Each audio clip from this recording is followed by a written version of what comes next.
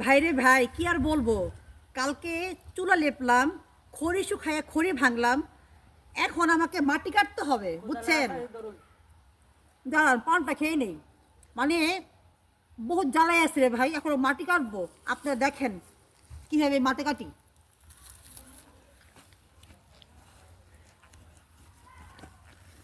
আহ, অনেক কষ্ট। যারা মাটি কাটে কিভাবে কাটে,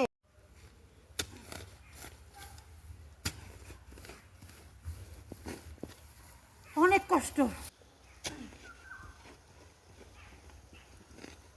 ভাইরে ভাই যে কষ্ট মাটি কাটা। আপনারা কে কে মাটি কাটছেন একটু বললেন তো আমাকে। আহ, এখন এটাই মাথা উঠাবো বুঝছেন।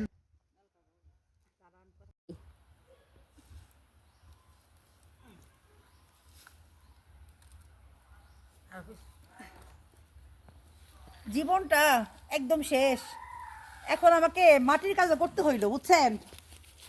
আহ, এই যে এখানে আমি মাটিগুলো ফেলবো, এখানে আমি কাজ করতেছি।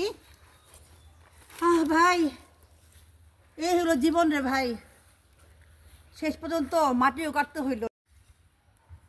আজকে বুঝলাম গরিব মানুষরা ভাই পেটের দায়ে কত কিছু করতে হয়, কত কষ্টই না করে তারা। হ্যাঁ, অথচ দেখেন এত কষ্টের পরও ওরা উপযুক্ত পারিশ্রমিকটা পায় না। ভাই আপনারা যারা আছেন এমন প্লিজ করবেন না, গরিবদের ঠকাবেন না, এটা অনেক কষ্টের একটা কাজ রে ভাই।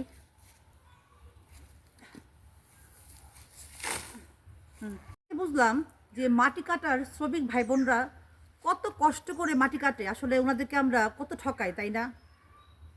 আল্লাহ সবাইকে ভালো রাখুক, সবাই সবার জন্য দোয়া করবেন। আর কি বলবো, তবে আসলে যখন যে কাজ আমরা যখন করি তখন বুঝি যে সে কাজের কতটুকু আসলে মানে কষ্ট। আর কষ্ট না করলে আসলে বুঝি না যে কাজটা কত জটিল।